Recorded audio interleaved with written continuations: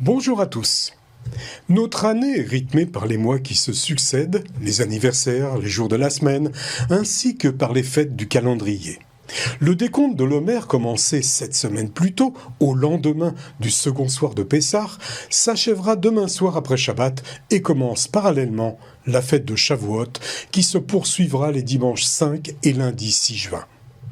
Shavuot, qui veut dire semaine en hébreu, est l'une des 3 fêtes de pèlerinage du judaïsme prescrites par le Tanakh, au cours de laquelle on célèbre le début de la saison de la moisson du blé. Mais d'un point de vue rabbinique, la fête de Shavuot est le moment de renouveler notre acceptation du don de la Torah sur le mont Sinaï il y a 3300 ans. Et ainsi de fêter le serment d'alliance perpétuelle de l'Éternel avec son peuple et nous, de lui renouveler notre engagement de fidélité éternelle. David Moyal, rabbin de la ville de Cannes, bonjour. Bonjour Alexandre. Merci de venir nous expliquer un petit peu Shavuot. À l'époque, David, le don de la Torah a dû être un événement spirituel d'un impact que l'on peut même pas soupçonner. Oui, parce que le don de la Torah a été quelque chose de très très particulier. Rappelez-vous, lorsque les enfants d'Israël ont demandé à quitter l'Égypte, c'était pour servir Dieu et recevoir la loi. Et le don de la Torah, lorsqu'il a été... Ils étaient déjà prévenus à l'époque ? Oui, ils étaient prévenus. Juste avant de partir, ils étaient prévenus. Oui, mais d'ailleurs, ça a été je dirais, ce que Moïse a dit à Pharaon. Nous allons quitter, faire la fête pendant quelques jours, Derer Sheloshet Yamim, 3 jours, et puis nous recevrons la loi divine. C'est-à-dire que le don de la Torah, ça a été un moment qui a été prévu déjà depuis la création. Et nos sages disent que le monde a vécu, c'est pratiquement cette 26 générations. 26 générations, c'est le tétragramme, c'est le nom divin, le Yud-Ke Vav-Ke. Et il fallait donc le mérite, bien sûr, des ancêtres, le mérite du Ham Israël, mais le fait de recevoir la Torah, il y a d'ailleurs, juste pour rappeler, souvent le Talmud utilise ça. On voit par exemple Abraham dans l'écriture, on a vu qu'il a mélangé le lait et la viande. Donc la restriction en elle-même n'existait pas. Il y a ce qu'on appelle avant Matan Torah, avant le don de la Torah et après le don de la Torah. Voilà que pour recevoir la Torah, ça a été toute une préparation et ça a été un chamboulement parce que on le verra. Mais ça n'était pas simplement un chamboulement pour les Hébreux, ça a été aussi peut-être un chamboulement sur toute la région. Mais complètement, parce que c'est Dieu lui-même qui s'adresse. Rappelez-vous, au départ, le peuple va dire à Moshe, parle-nous, toi, directement. Et que Dieu ne nous parle pas parce que on n'est pas suffisamment encore prêt d'avoir, non seulement, on ne peut pas écouter la parole de Dieu et rester vivant, parce qu'il y a un texte, un midrash qui dit que les enfants d'Israël, lorsqu'ils ont écouté la parole de Dieu, leur âme a quitté le corps et Dieu a dû rappeler l'âme à leur corps. Donc ça voudrait dire que ça a été une préparation et ça a été quelque chose, le monde dans sa totalité a tremblé. Parce que c'est la voix divine, c'est Dieu qui s'adresse, pas uniquement au peuple d'Israël, il va s'adresser bien sûr au peuple d'Israël, mais c'est l'ensemble des nations qui ont écouté, qui ont vu l'impact de ce jour-là, de ce grand jour du don de la Torah. Je le disais dans ma présentation, la fête de Shavuot est le moment de renouveler notre acceptation du don de la Torah sur le mont Sinaï, mais aussi c'est le prétexte peut-être, comme dans un mariage, de revivifier le serment d'alliance perpétuelle de l'Éternel avec son peuple, et pour nous, de renouveler à son égard notre engagement de fidélité éternelle. Qu'est-ce que vous en pensez, David ? Est-ce que c'est bon cet échange ? Bien sûr. D'ailleurs, vous avez pris l'exemple le plus parfait, c'est le mariage. Dans un mariage, il y a ce qu'on appelle une ketouba, un contrat de mariage. Et dans ce contrat, il y a les devoirs que les mariés que le mari... Les 10 commandements, ça serait donc la Ketouba ? Bien la sûr. Ketouba du peuple Bien juif, sûr. alors. D'ailleurs, ce jour-là, nous lisons une Ketouba. Et dans cette Ketouba, nous disons Maché Talmid Vatik, c'est-à-dire ce qu'un élève authentique doit apporter, ce qu'il doit renouveler. Parce que la Torah en elle-même ne doit pas être figée, on ne peut pas uniquement... Ce que l'on a appris hier ne suffit pas. Parce que la Torah est comparée justement aux océans. Et ce qui régit dans un couple entre l'homme et la femme, c'est la ketouba. La ketouba, c'est le contrat. C'est ce qui nous rappelle à l'ordre. Eh bien, ce jour-là, nous lisons un contrat et nous rappelons qu'il y a non seulement les 248 mitzvot positifs et les 365 négatifs, et il y a aussi en dehors de cela ce que nous appelons dans le jargon de la ketouba, on va dire les obligations qu'un mari a vis-à-vis de son épouse. Il y en a 3 en réalité instituées par la Torah, il y en a 7 que les sages ont rajoutés. Il y a les 248 positifs et les 365 négatifs, mais il y a aussi ce que le mari peut faire en plus. Rien n'interdit à un mari de rajouter afin d'apporter la sérénité et d'avoir des moments de paix dans le couple. Eh bien, c'est la même chose avec la Torah. Alors justement, comme vous parlez de Torah, la Torah, code, loi, règlement, prescription, toute la vie juive est encadrée. On a vu que les Hébreux n'étaient pas faciles à guider et à gérer. Est-ce qu'il y a eu des difficultés pour imposer la Torah ? Mais bien entendu. Est-ce qu'on peut dire imposer simplement ? La Torah a été imposée. Après, rappelez-vous, l'histoire de la Torah, c'est Naaseh Venishma. Nous ferons. Quand on fait, on ne comprend pas. Nishma, c'est comprendre. Mais pour comprendre dans la Torah, il faut faire. Mais le monde de la Torah, c'est un monde de restrictions. Donc en fait, c'est de la pratique. Oui, mais il y a d'abord les règles qui viennent avant la pratique. Il y a la connaissance qui nous mène à la pratique. Parce que si on ne connaît pas, si on ne fait uniquement par ce que l'on a vu, on peut mal faire. Parce qu'on n'a pas appris. Mais il faut juste tout simplement rappeler que ce peuple-là qui était ancré dans la société moderne de l'époque, qui était la société égyptienne, ils étaient complètement endoctrinés, complètement, je dirais, dans une impureté la plus totale. Ils n'étaient plus rattachés, je dirais même, aux us et mœurs et coutumes ancestrales, c'est-à-dire ce qui a été transmis par les patriarches, par les 12 tribus, etc. Le peuple juif ayant vécu en Égypte, il a complètement abandonné même oui, c'est un petit peu assimilé, quoi. Complètement. Et donc, quand il arrive là, c'est le contraire. C'est tout le contraire de... La Torah va lui imposer des règles qui sont complètement contraires à ce qui se faisait en Égypte, à tous les niveaux, hein, bien entendu. Alors on va revenir à Shavuot. Les rabbins ont dit que justement Shavuot est arrivé, et le don de la Torah donc est arrivé 50 jours après la sortie d'Égypte, dans ce laps de temps très court. Oui, parce que en réalité, nos sages disent que il y a dans les degrés d'impureté, il y a 50 portes. Les enfants d'Israël ont atteint pratiquement le maximum au niveau de l'impureté. Donc il leur fallait ces 50 jours pour pouvoir se préparer quelque part, enlever tous les jours... Physiquement, mentalement. Voilà, physiquement, mentalement, et tous les jours ôter ces degrés d'impureté qui les avaient atteints. Et c'est la raison pour laquelle le don de la Torah n'a pas été fait de suite, parce qu'il fallait une préparation. Il faut se préparer. Il faut être habitué, quand on va dire à quelqu'un du jour au lendemain, il faut faire Shabbat. Il y a des activités interdites le Shabbat. Il y a des règles concernant les mélanges, etc. Et tout cela, ne serait-ce que pour intégrer le monde de la restriction, il fallait passer de l'impureté, se purifier, et par la suite pouvoir Oui, il y avait des recevoir. stades, donc automatiquement. Complètement. Et donc ces 50 jours, en même temps, ce que je voulais dire, le chiffre 50 dans la Torah, nous l'avons lu la dernière fois, c'est l'âge où on peut commencer à donner quelques conseils. Donc, c'est-à-dire que le chiffre 50, c'est l'âge où on se prépare à recevoir des conseils, parce que là, on était encore dans l'impureté.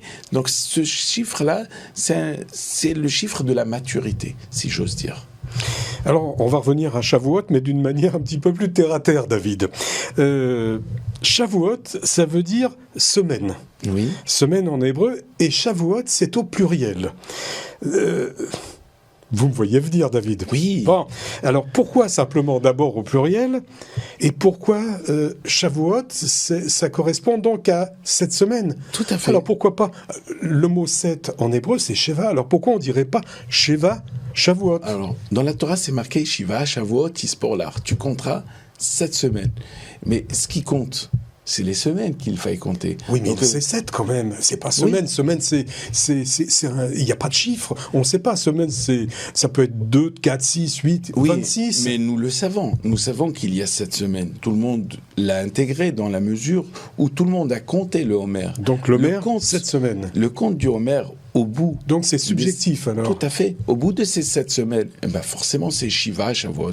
Et d'ailleurs, la fête de Shavuot n'a pas que ce terme-là. Elle a d'autres noms en hébreu. C'est le don Matan Torah, le don de la Torah, Hag Abikurim, la fête des prémices, Hag Hakatzir, la fête de la moisson. Donc la fête, c'est vrai qu'elle est plus en relation avec la fête de Pessah, parce que de toutes les façons, elle dépend entièrement de Pessah, parce que c'est un décompte que l'on fait pour arriver du deuxième soir de Pessah. À partir du deuxième soir, bien entendu, au lendemain de Pessah, le lendemain du premier jour, et on arrive à la fête de Shavuot. Mon invité ce matin, David Moyal, le rabbin de la ville de Cannes, avec lui, nous entretenons de Shavuot. Les fêtes rabbiniques sont souvent doublées de fêtes agricoles. Shavuot en est de celle-là mentionnée pour la première fois comme la fête de la moisson, puisque c'est le début de la saison de la moisson du blé, bien sûr au Moyen-Orient. Cette fête fait suite à la fête des Azim, c'est-à-dire Pessah, vous venez d'en parler, et précède la fête de la récolte dans le cycle agricole annuel. Cette fête, elle n'était pas toute seule comme ça. Il y avait le temple à l'époque. Donc, il y avait une relation avec le temple et la fête de Shavuot. Est-ce qu'on allait, par exemple, faire des offrandes à ce moment-là ? Bien sûr. Il y avait d'abord des règles d'offrande, les pains de proposition. Il y avait ce qu'on appelle les miches, oui, tout à fait, les lechem apanim. Il y avait aussi les bikurim, les prémices. Il faut juste rappeler que... Alors les prémices, ce sont les premiers fruits que l'on obtient au bout d'un certain temps, de quelques années, quoi, quand même.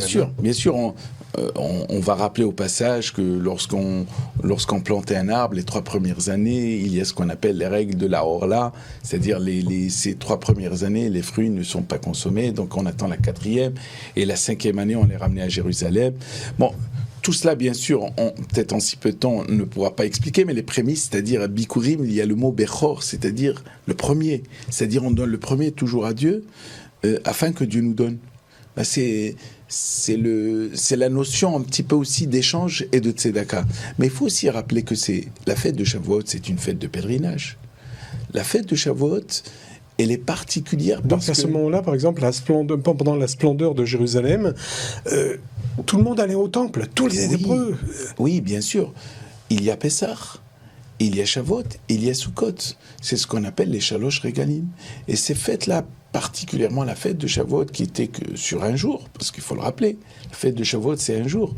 Mais sauf ici en Angola. Hein. En Angola, bien entendu, on parlait à l'époque en dehors d'Israël. En dehors d'Israël, bien sûr, pour les raisons que nous avons rappelées la dernière fois, ce qu'on appelle Sfika de Yoma, parce qu'il y a le doute, est-ce que c'est le bon jour, pas le bon jour. En tout cas, même si de nos jours on a un calendrier bien établi, le deuxième jour est toujours plus que d'actualité en dehors de la terre d'Israël. Mais il faut dire tout simplement que ce jour-là de Shavuot, en l'occurrence dans le temple, il remplaçait pratiquement une semaine de fête de Pessah ou de Sukkot. Donc la particularité de la fête de Shavuot, elle était importante pour les pèlerins, parce qu'en même temps, n'oublions pas, vous avez parlé tout à l'heure de la moisson, mais la fête de Shavuot, en même temps, c'est le nouvel an des fruits. c'est le renouvellement des fruits, c'est-à-dire en réalité c'est l'abondance qui arrive après avoir... C'est ce qu'on voit sur les marchés actuellement. Oui, oui, tout à fait. Après avoir semé, etc., coupé, récolté, eh bien, aujourd'hui, la fête de Shavuot, elle s'appelle Hag HaPerot aussi, la fête des fruits.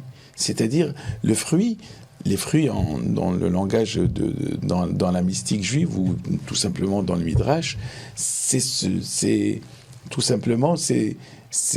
la résultante ou le résultat des efforts qu'on a pu faire tout au long des années pour arriver au jour de Shavuot et goûter ces fruits que l'on a bien, que l'on a que l'on a engrainés pour pouvoir mieux les consommer le jour de Shavuot. Alors justement, puisqu'on parle de Jérusalem et de la splendeur de Jérusalem, vous vouliez nous parler, David, de cette lignée, Ruth, Salomon, David. Oui, parce que d'abord, il y a toute une controverse dans le Talmud, parce que on parle de l'ancêtre de David, et donc David étant le père de Salomon, Shlomo HaMelech alav Shalom, c'est celui qui a construit le temple. Rappelez-vous au passage que David ne pouvait pas, il était guerrier, alors que celui qui allait construire le temple devait être un homme de paix. D'ailleurs, le mot Shlomo, Shalom, il y a ce côté de paix, cette étymologie qui nous rappelle que la maison de Dieu, c'est la maison de la paix. C'est comme le nom de Dieu, Shalom. Il faut rappeler que celle qui a donné naissance à cette lignée n'est autre que Ruth la Moabite. Et nous avons un texte... Elle n'était pas juive au départ. Oui, elle n'est pas juive. On connaît l'histoire, d'ailleurs, c'est la magnifique histoire que nous lisons pendant les 2 jours de Shavuot, le livre de Ruth, et j'invite tout le monde vraiment à le lire.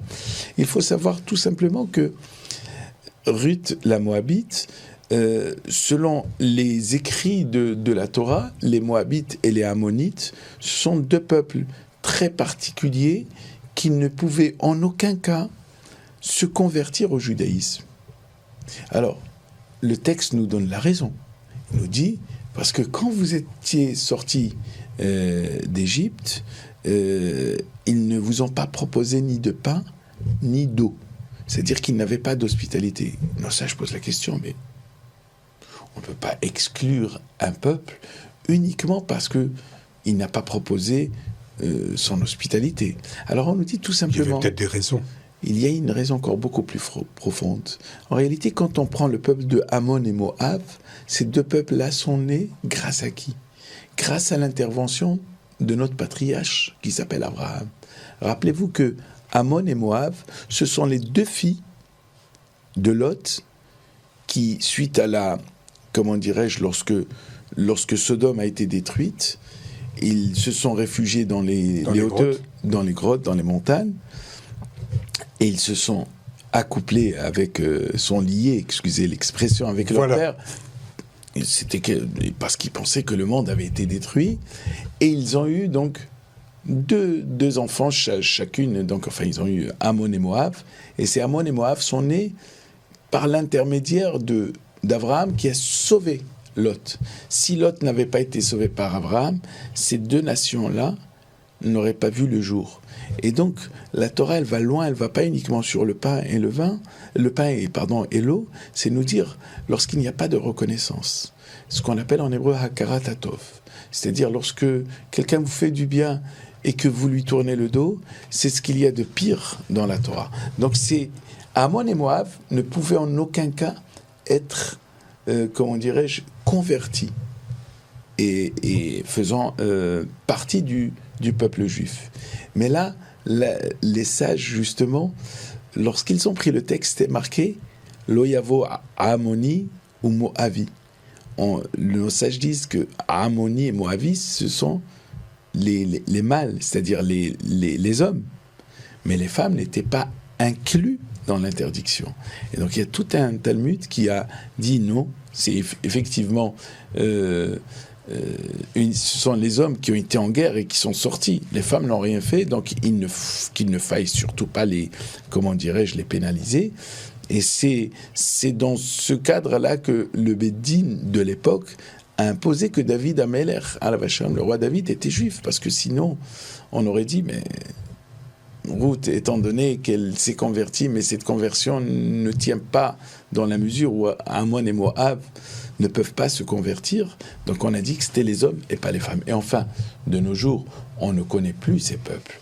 Tous ces peuples, on va dire, de l'époque de la Torah, ont été entièrement mélangés. Donc, on ne peut pas dire aujourd'hui à quelqu'un qui viendrait se convertir, non, on ne te convertit pas parce que tu fais partie de tel ou tel peuple.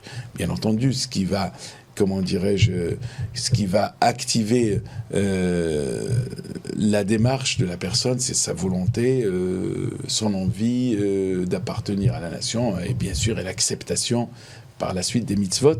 C'est ce qui a été fait par Ruth, la Moabite. D'ailleurs, on le voit, elle a accepté, ton Dieu est le mien, ce que tu feras, je ferai. Donc, elle s'est contentée de très peu. Et ça nous donne une vraie leçon de vie. Et elle nous a donné une belle lignée. David, la fête de Shavuot, on va revenir à la fête de Shavuot cette fois-ci, c'est une fête où les jours sont chômés. Aucun travail ne peut être accompli.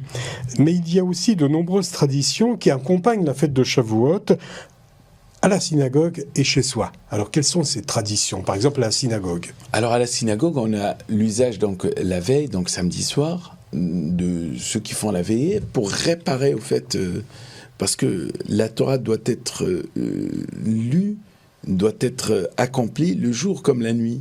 Donc, il y a une forme de réparation.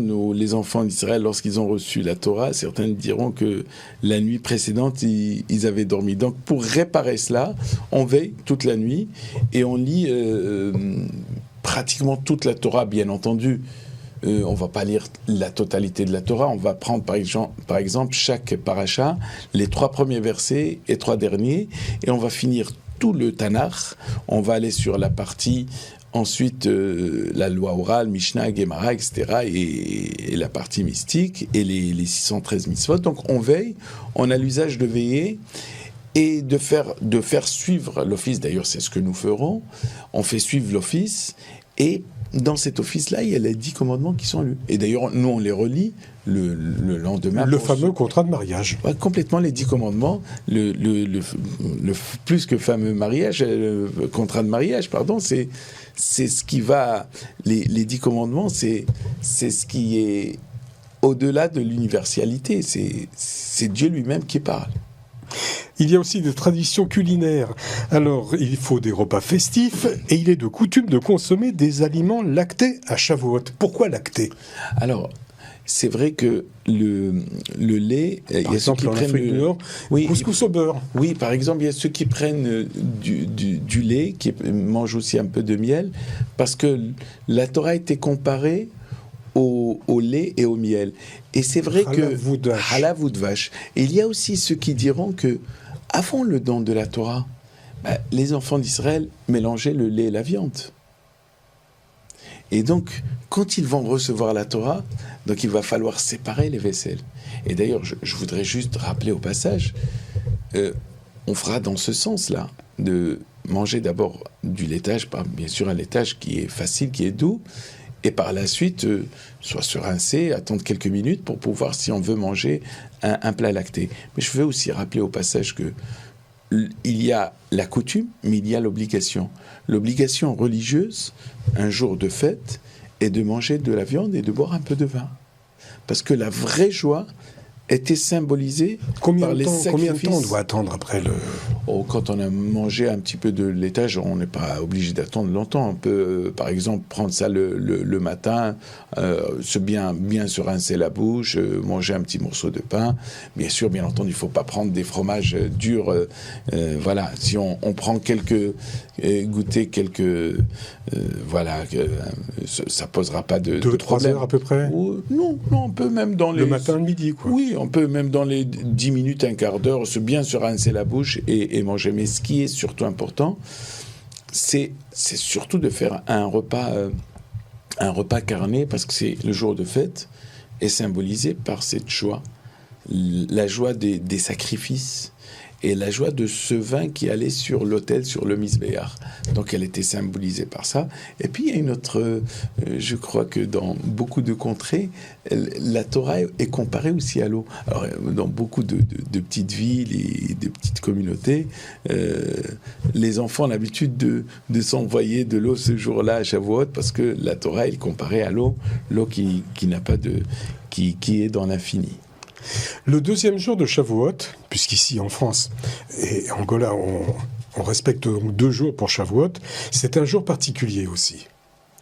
Oui, c'est un jour particulier parce que, bien sûr, nous lisons pas, comment dirais-je, les 10 commandements, mais il y a une autre ketouba aussi qui est écrite sur certains livres, bien sûr, pour les Juifs de diaspora.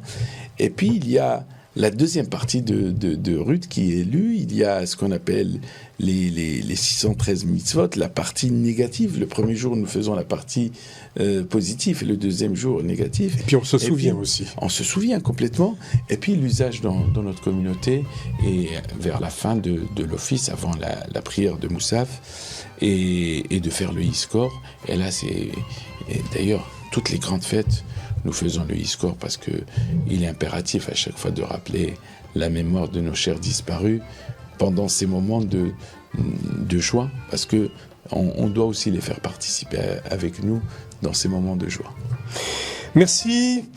Mon invité ce matin était David Moyal, le rabbin de la ville de Cannes. Avec lui, nous avons évoqué la fête de Shavuot. Merci David, merci de nous avoir apporté toutes ces précisions. Merci à vous, je vous souhaite Shabbat Shalom et Chag Sameach. Merci David.